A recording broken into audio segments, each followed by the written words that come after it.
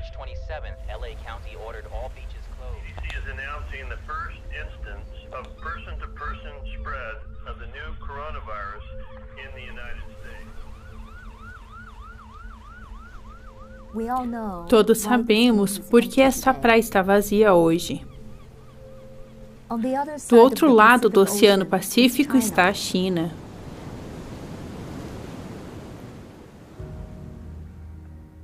Costumava ser um dos lugares mais fascinantes do mundo.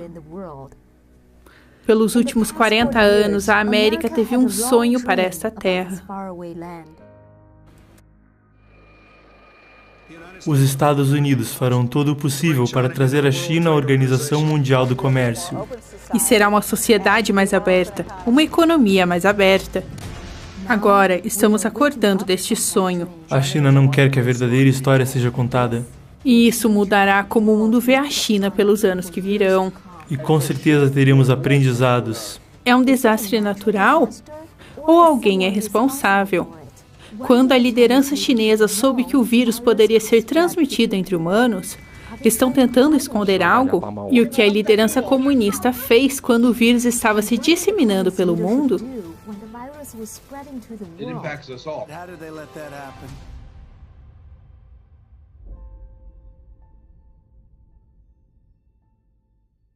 Meu nome é Simone Gao. Eu sou nascida e criada na China. Agora, meu lar é aqui na América, onde sou jornalista. Precisamos chegar à verdade disso, porque milhões de famílias merecem saber a verdade. Precisamos entender claramente o que realmente ocorreu. Assim, as futuras gerações poderão estar livres dessa doença, física e espiritualmente.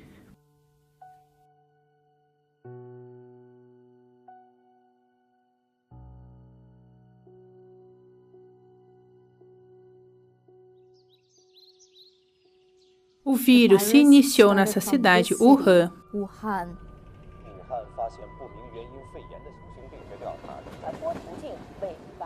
O resto da China era ignorante sobre o perigo a caminho.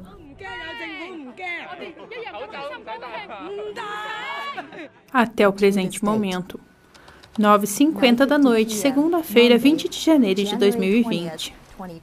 Milhões de chineses ficaram chocados ao ver isso na CCTV.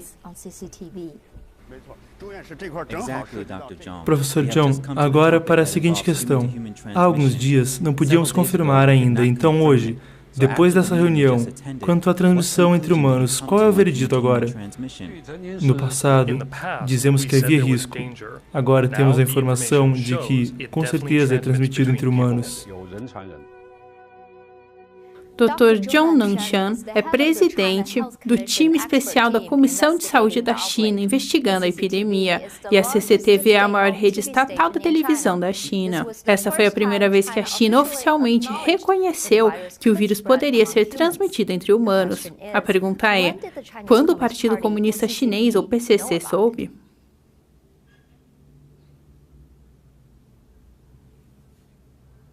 Em 20 de abril, a agência de notícia estatal da China publicou uma entrevista com a doutora Zhang Xijian, uma especialista de prontidão certificada pelo governo. Na publicação, Zhang lembrou seu primeiro contato com o vírus misterioso. Em 26 de dezembro, uma mulher idosa deu entrada no hospital de Hubei para a medicina tradicional chinesa e medicina ocidental integradas. Doutora Zhang, diretora do departamento respiratório do hospital, lembra de uma mulher ter sintomas sérios: febre, tosse e dificuldades para respirar. Parecia ter uma gripe ou pneumonia comum, mas seu raio-x não afirmava esse diagnóstico.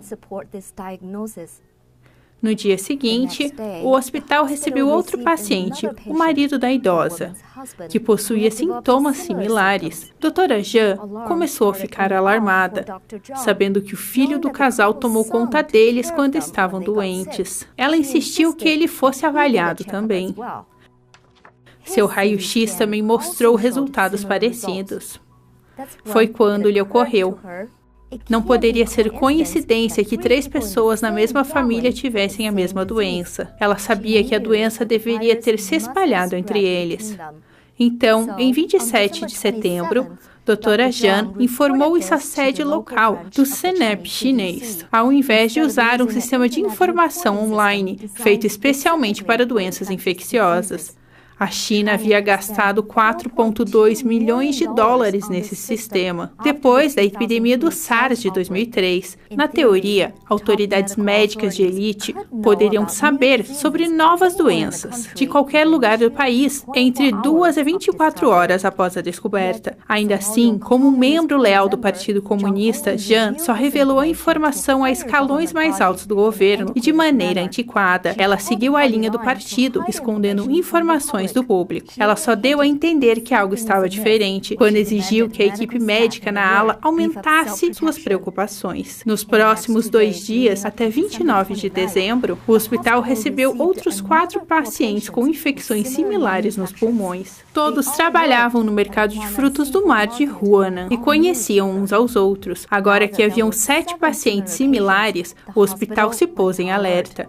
Naquele dia, às 2 da tarde, uma reunião de especialistas do hospital chegou a uma conclusão preliminar. Este vírus pode ser transmitido entre humanos. Doutora Zhan disse a Xinhua que perguntou várias vezes à família se estiveram em contato com o mercado de frutos do mar. Nenhum deles jamais havia ido àquele mercado, nem possuía nenhuma ligação com ele. Depois da reunião, Zhan relatou novamente, desta vez diretamente à vigilância epidemiológica nos níveis municipal e provincial. Atendo-se à sua lealdade partidária, doutora Zhan instruiu a equipe do hospital a manter-se discreta e não revelar qualquer informação ao público. Durante o mesmo período, outro grupo de médicos, com perspectivas bem diferentes sobre segurança pública, também detectou a nova infecção. Ele já é bem conhecido como mártir da epidemia de Wuhan. Dr. Li Wenliang era um oftalmologista empregado no Hospital Central de Wuhan. Às 5 da tarde de 30 de dezembro, ele mandou um alerta pelo aplicativo de bate-papo chinês WeChat. Ele avisou alguns de seus colegas que vestissem equipamento de proteção. Isso para evitar contágio após 7 pacientes do mercado de frutos do mar de Huanan exibirem sintomas como os da SARS. Sua falta de senso político recebeu consequências severas. Tarde, na noite de 31 de dezembro, por volta da 1h30 da manhã, Dr. Li foi chamado ao escritório da Comissão de Saúde de Wuhan para interrogatório. Depois do amanhecer, seu chefe mandou que escrevesse uma carta publicamente, repudiando o próprio comportamento. A partir de 2 de janeiro, a CCTV, rede porta-voz do partido, transmitiu repetidamente uma série de programas condenando quem espalhasse boatos. Qualquer um que compartilhasse informações sobre o vírus foi definido assim, inclusive o Dr. Li. No dia seguinte, em 3 de janeiro, a polícia deteve Dr. Li e o obrigou a assinar uma declaração, admitindo que havia quebrado a lei e seriamente abalado a ordem social. A CCTV atacou o Dr. Li antes dele ser obrigado a assinar o documento. Por que a mídia estatal agiu tão rápido e deu tanta importância ao aviso do médico no WeChat? Conversei com Frank Chin, um especialista na China e um dos mais atentos observadores da pandemia. Li Wenli somente enviou uma mensagem aos colegas nas redes sociais. Por que a CCTV respondeu tão rápido e tão drasticamente? Todos os canais da CCTV passando esse tipo de mensagem combinada, uma forma centralizada de condenação pública, essa não foi uma decisão de baixo escalão. Foi algo que o nível mais alto da direção da CCTV decidiu. E a CCTV é a principal porta-voz do PCC. É orientada por divisões políticas e legais. Então, desta perspectiva, mostra que nessa ocasião o PCC já sabia o que estava ocorrendo e fizeram esse plano coordenado. A falta de obediência política do Dr. Li gerou punição. Dra. Zhang, por outro lado, por sua lealdade ao partido, foi condecorada pelo PCC por ter dado o primeiro alerta sobre a epidemia, exceto que seus avisos foram absolutamente ignorados. Vejamos a postura que o regime tomou ao invés. Em 31 de dezembro, a Comissão Municipal de Saúde de Wuhan anunciou em seu website que o mercado de frutos do mar de Huanan estava ligado a vários casos recentes de pneumonia. Disseram que investigações preliminares não mostravam sinais claros de transmissão entre humanos. Afirmaram ainda que nenhum profissional de saúde havia sido infectado e que a doença poderia ficar sob controle. Essa postura seguiu por 20 dias, apesar de diversas evidências provando o contrário. Mais e mais profissionais médicos adoeciam quase diariamente. De acordo com a mídia chinesa Caixin, em 5 de janeiro, exames do Dr. Lu Jun, do hospital de Tongji, mostraram anomalias. A Comissão de Saúde de Wuhan declarou que não havia transmissão clara entre humanos, nem médicos infectados. 6 de janeiro, exames de um médico do hospital de Xinhua, de Wuhan, mostravam infecção. O hospital exigiu que funcionários não espalhassem boatos. Em 7 de janeiro, Dr. Lu Jun foi confirmado como infectado por Covid-19. 3 dias depois, em 10 de janeiro, Dra. Wang Guanfa, da Comissão Nacional de Saúde, declarou não haver infecções em profissionais médicos. A Comissão de Saúde de Wuhan repetiu isso no dia seguinte. 13 de janeiro, 3 enfermeiras de Wuhan testaram positivo. A Comissão de Saúde da China disse à revista Science que não havia infecções entre os 763 profissionais médicos em contato direto com pacientes de Covid-19. Em 15 e 16 de janeiro, mais 3 médicos tiveram exames irregulares ou testaram positivo, mas a Comissão de Saúde de Wuhan declarou não haver novos casos ou infecções entre profissionais médicos. Em 18 de janeiro, o hospital de Xinhua detectou 100 tomografias suspeitas. 4 profissionais médicos em 3 hospitais de Wuhan confirmaram a doença no mesmo dia. No dia seguinte, o governo de Wuhan convidou 10.000 famílias para um banquete comemorando o Ano Novo Chinês. 9 enfermeiras testaram positivo no mesmo dia. 20 de janeiro. Dr. Zhu Nanshan reconheceu a transmissão entre humanos na CCTV. Pouco depois de Dr. Zhong reconhecer transmissão humana, altos escalões se envolveram. O secretário-geral do Partido Comunista, Xi Jinping, expurgou 2 altos oficiais da província de Hubei e da cidade de Wuhan por lidar mal com a epidemia. Entretanto, em uma entrevista, o prefeito de Wuhan, Zhong Shenwan, revelou a natureza caótica da burocracia comunista. Definições sobre a pandemia não vieram a tempo, mas isso é algo que todos têm que entender. Já que é uma doença contagiosa, eu tive que seguir as leis de prevenção e tratamento de doenças infecciosas. Como um gestor regional, tenho que ser autorizado para dar informações. Como indicado pelo prefeito de Wuhan, ele não podia decidir o que fazer. A decisão final vinha da hierarquia. Podemos confirmar isso por documentos internos do governo. Em 14 de janeiro, enquanto oficiais de saúde da China anunciavam publicamente na TV estatal que o risco de transmissão entre humanos permanecia baixo, ações da liderança partidária sugeriam uma perspectiva diferente. Um fax de dentro do governo obtido pelo Epoch Times indica que em 14 de janeiro, órgãos locais deflagraram o alerta máximo de emergência. O documento dizia que a Comissão Nacional de Saúde da China já havia estabelecido um conjunto de medidas de prevenção e tratamento. Estavam transmitindo-as a órgãos de saúde regionais. Algumas medidas claramente indicavam que a alta liderança chinesa sabia que a doença podia ser transmitida por humanos, muito antes do PCC compartilhar a informação. Por exemplo, o documento ordenava hospitais a treinarem funcionários para medidas preventivas e agir para impedir a doença de se espalhar entre equipes médicas. Mas há mais. O exército chinês sabia da epidemia antes mesmo da emissão de medidas preventivas. Isso pode ser comprovado por um documento da Universidade de Engenharia Naval. O documento de 2 de janeiro ordena que o Departamento de Segurança da Universidade monitore visitantes suspeitos de infecção por uma pneumonia desconhecida, vinda de Wuhan. Ainda diz que essa ordem segue uma instrução do Departamento de Engenharia Naval com o número de série 298, publicado em 2019.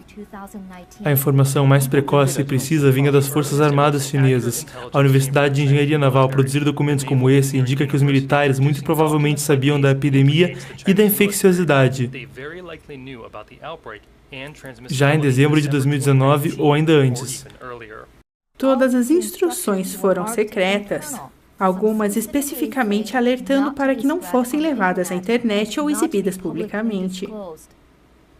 E assim foi feito. O PCC manteve 1,4 bilhões de chineses desavisados do perigo deste vírus por ao menos 20 dias. O período não poderia ter sido pior.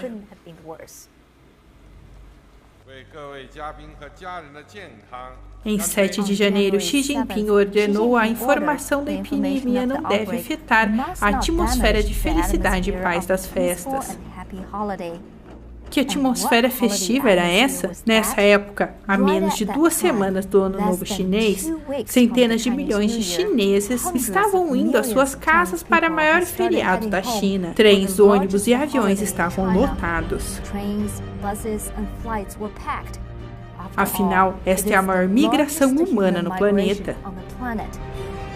Em Wuhan, o banquete das 10 mil famílias ainda estava marcado, enquanto 5 milhões de pessoas estavam saindo da cidade para destinos para todo o mundo.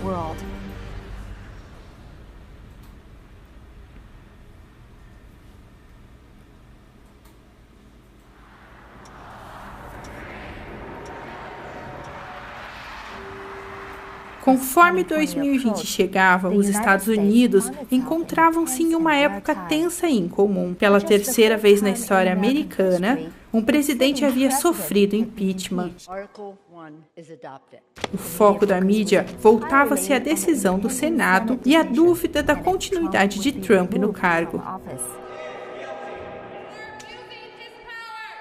Qualquer coisa, além das fronteiras americanas, parecia trivial. Foi justo quando a notícia de um vírus desconhecido em uma terra distante discretamente surgiu. Na sede do CDC americano em Atlanta, de acordo com uma notícia de 4 de abril de Washington Post, o CDC soube de uma série de casos na China em 31 de dezembro, mas essa informação não veio das autoridades chinesas. Realmente não foi até 3 de janeiro, quando o diretor do CDC, Robert Redfield, recebeu uma ligação de um oficial chinês, que a China informou Redfield de uma doença misteriosa se espalhando em Wuhan. Perguntamos ao CDC sobre os detalhes desse telefonema, particularmente quando foi dito ao órgão americano que o vírus era transmissível entre humanos. O CDC não respondeu. O resto do mundo começou a saber de algo ocorrendo em Wuhan por meio de janeiro. Mas a seriedade não foi relatada ao mundo. Em 14 de janeiro, a OMS começou a seguir o discurso do governo chinês, dizendo que não havia evidências claras de transmissão humana.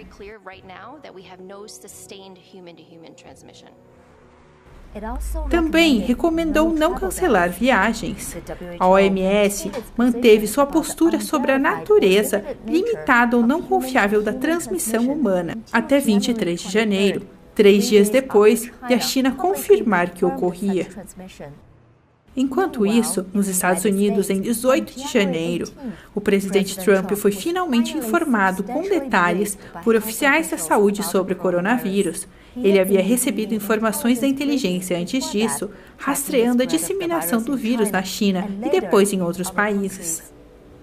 De acordo com o Washington Post, as informações não previam a data de chegada do vírus nos Estados Unidos. Também não continham recomendações de medidas a serem tomadas por oficiais de saúde. No entanto, houve aviso de que oficiais chineses pareciam minimizar a seriedade da pandemia. Uma semana após, o presidente Trump proibiu viagens sino-americanas. Sua proibição foi uma das primeiras no hemisfério ocidental.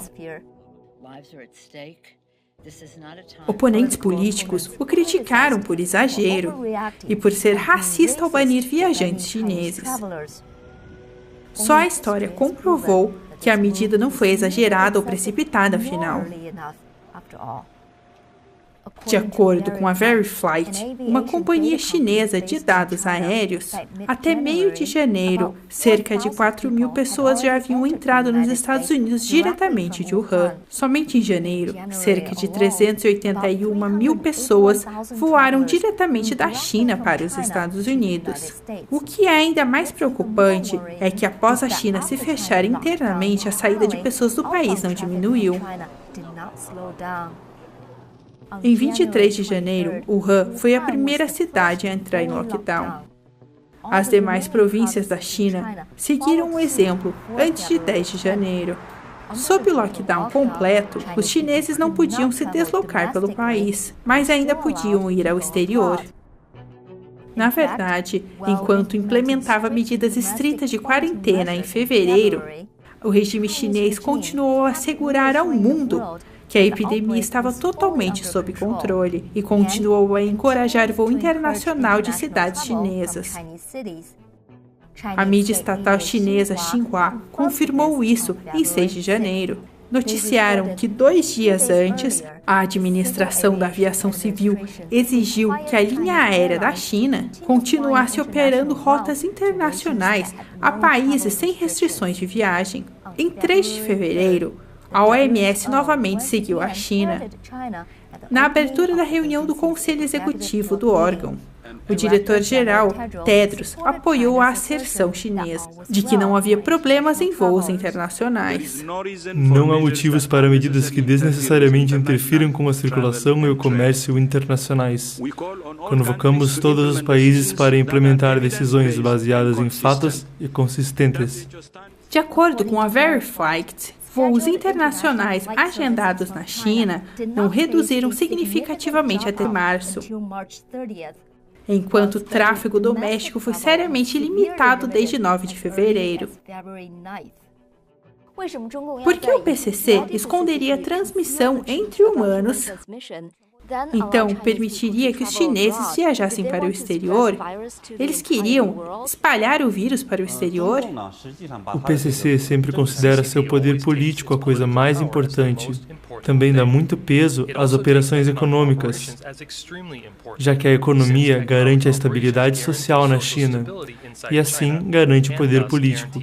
Então, nesse processo, o PCC deixou voos internacionais seguirem para poder transmitir ao mundo uma falsa impressão de estabilidade, garantindo que multinacionais ficassem na China.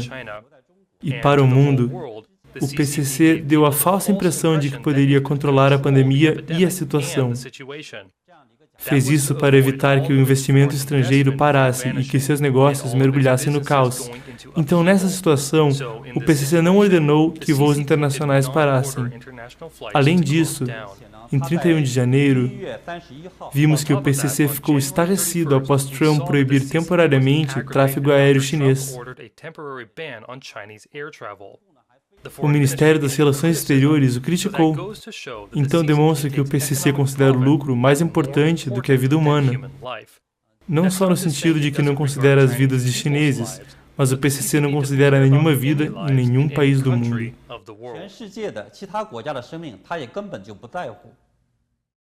Como discutimos, as razões práticas para seu silêncio, como manter as aparências para que investidores estrangeiros não se assustassem, quanto a se havia intenções mais sinistras, como propagar o vírus para o mundo,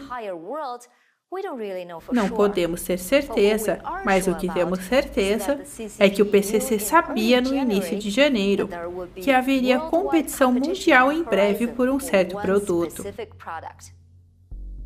A Associated Press obteve um relatório de 4 páginas do Departamento de Segurança. De acordo com o relatório, líderes chineses intencionalmente esconderam a seriedade da pandemia do mundo no começo de janeiro. Enquanto faziam isso, importavam mais e exportavam menos suprimentos médicos. Tentaram esconder isso, negando restrições de exportação e atrasando a entrega de dados financeiros. Altos oficiais de Taiwan corroboram isso. Chen Shimai, vice-primeiro-ministro do país, falou de suprimentos médicos em uma entrevista recente com a rede de TV Formosa.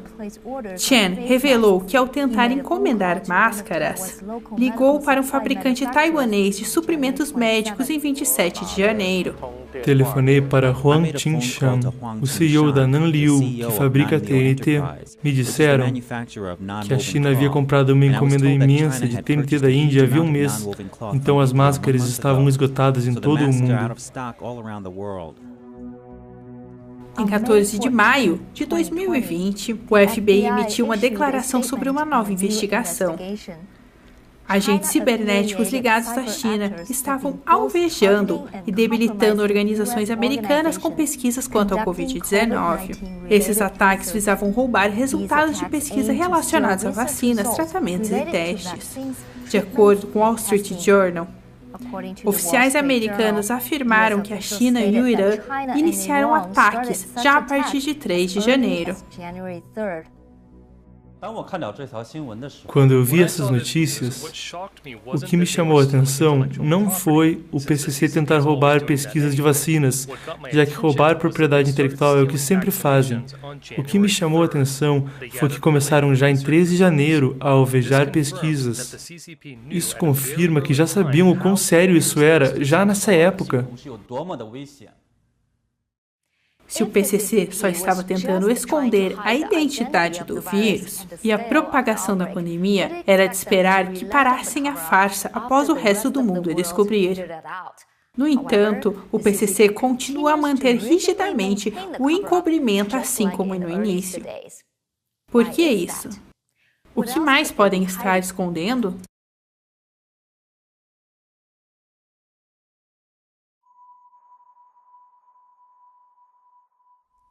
Véspera de Natal. Era um dia normal em Guangzhou, uma metrópole portuária ao noroeste de Hong Kong e no Rio Pérola. Naquele dia, a Vision Medicals, uma companhia de tecnologia genética, fez uma descoberta crítica. Receberam uma amostra do fluido de um paciente de Wuhan. Nela havia um coronavírus similar ao SARS, que lembrava o vírus do SARS de 2003. Sendo preciso 81% de semelhança. Tempo era essencial para divulgar a informação. Em 27 de dezembro, o laboratório repassou os resultados ao Hospital Central de Wuhan por telefone. Todos enviaram um genoma quase completamente sequenciado ao Instituto de Patologia e Academia Chinesa de Ciências Médicas. Em mensagens internas da empresa, pesquisadores descreveram o vírus como um coronavírus de SARS com proximidade a morcegos. Nos dias 20 e 30, pesquisadores do Vision Medicals foram a Wuhan pessoalmente para informar as descobertas. Compartilharam todos os seus resultados com os líderes do Hospital Central de Wuhan e a Vigilância Epidemiológica de Wuhan. No dia seguinte, em 1º de janeiro, um pesquisador recebeu um telefonema de um oficial da Comissão Provincial de Saúde de Hubei. O oficial deu as seguintes ordens: todas as amostras precisam ser destruídas e o laboratório está proibido de estudar novas amostras de Wuhan. Todas as análises, documentos ou dados não podem ser levados a público. Por fim, quaisquer descobertas futuras devem ser levadas somente ao governo. Então, em 3 de janeiro, outro laboratório fora de Wuhan recebeu amostras do Marco Zero, um centro clínico de saúde pública de Xangai. Começou a sequenciar o genoma. 2 dias depois, em 5 de janeiro, o centro clínico completou o sequenciamento, confirmando uma nova forma de SARS jamais vista antes. O centro clínico informou isso tanto a Xangai quanto às comissões nacionais de saúde. Relataram que a doença era similar ao SARS. suspeitaram que era transmissível pelo ar e recomendaram que aéreas públicas tomassem medidas de segurança para conter o contágio. Mas assim como nos avisos anteriores, ambas as entidades aparentemente ignoraram as informações e avisos. Após quase uma semana sem resposta de qualquer órgão estatal, em 11 de janeiro, a equipe do Centro Clínico tomou um corajoso passo e publicou a sequência do genoma online pelo viralogic.org e pelo GenBank. Foi a primeira vez que o resto do mundo pôde ver o genoma completo do vírus. E como esperado, o laboratório da equipe foi fechado no dia seguinte. O que ocorreu à Vision Medicals e ao Centro Clínico de Saúde Pública de Xangai não veio de ordens avulsas de autoridades chinesas. Na verdade, autoridades médicas chinesas aumentaram a proibição para todo o país já em 3 de janeiro. O que o sequenciamento do genoma pode revelar, porque as autoridades chinesas estavam tão determinadas em destruir amostras e sequências do genoma. Falei com Stephen Hatfield, ex-pesquisador do Instituto de Pesquisa Médica de Doenças Infecciosas do Exército dos Estados Unidos. O que a sequência do genoma revela pode revelar a identidade do vírus e a sua data de origem? Sim, basicamente. Ter a sequência do genoma de qualquer vírus permite encontrar sua árvore genealógica. E já que as mudanças ocorrem em diferentes vírus em determinados intervalos, você pode pegar uma cepa inicial e uma cepa nova e pode comparar as mudanças que ocorreram e as mudanças aleatórias. É quase como girar o relógio para trás. Você pode ver quantas novas mutações ocorreram nesse vírus em comparação ao vírus mais antigo. E você pode ir voltando atrás e estimar quando essa nova cepa surgiu.